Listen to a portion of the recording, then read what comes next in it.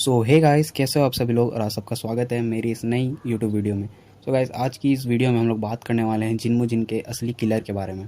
So guys, ये theory कुछ ज़्यादा ही डार्क होने वाली है, तो अगर जो भी नए व्यूवर्स हैं, अगर उन्होंने चैनल को सब्सक्राइब नहीं किया तो प्लीज़ सब्सक्राइब कर लीजिएगा। तो चलिए वीडियो को शुरू करते हैं।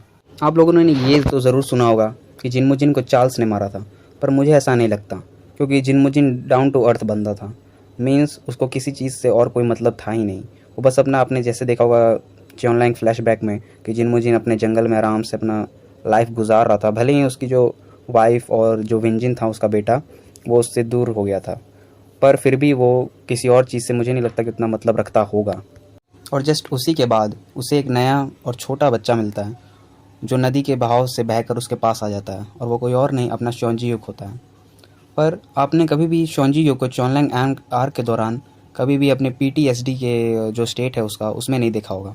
बस हमने उसका एक अफवाह सुना है कि वो उसमें ज़्यादा ही अनकंट्रोलेबल बन जाता है, पर हमने कभी भी ऐसा उसे किसी से फाइट करते हुए नहीं देखा है। और यहीं से एक क्वेश्चन अराइज होता है, तो फिर किसने शोंजी युग के जो इस पीटीएसडी जो फॉर्म है, उसका मोड है, उसको विटनेस किया है?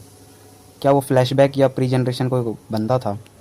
और जहाँ तक मुझे लगता है, वो बंदा कोई और नहीं, जिन्मू जिन हो सकता है, क्योंकि उसी ने शोंजी युग को ट्रेनिंग दिया था। तो ऑब्वियस सी बात है, वो उसके ऐसे मोड के बारे में तो जानता ही होगा। तो मेरी थ्योरी ये है कि शायद जिन्मू जिन का असली क्लियर कोई और नहीं, शोंजी युग का पीटीएसडी मोड ही हो सकता है।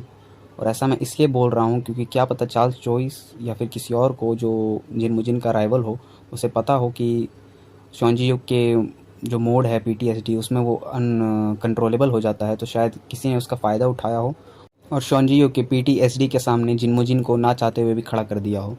और जो जिन्मू जिन होता है, वो तो ईज़िली काउंटर कर सकता था शोंजी युग को, क्योंकि वो तो गैब्रियन किम के लेवल का है।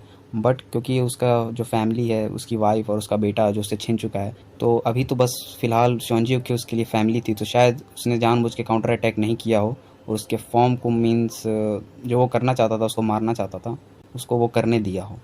उसे शायद किसी प्रकार का कुछ हार्म नहीं करना चाहता था जिन्मू जिन, ताकि उसकी वजह से शोंजी युग को कुछ भी डैमेज आए।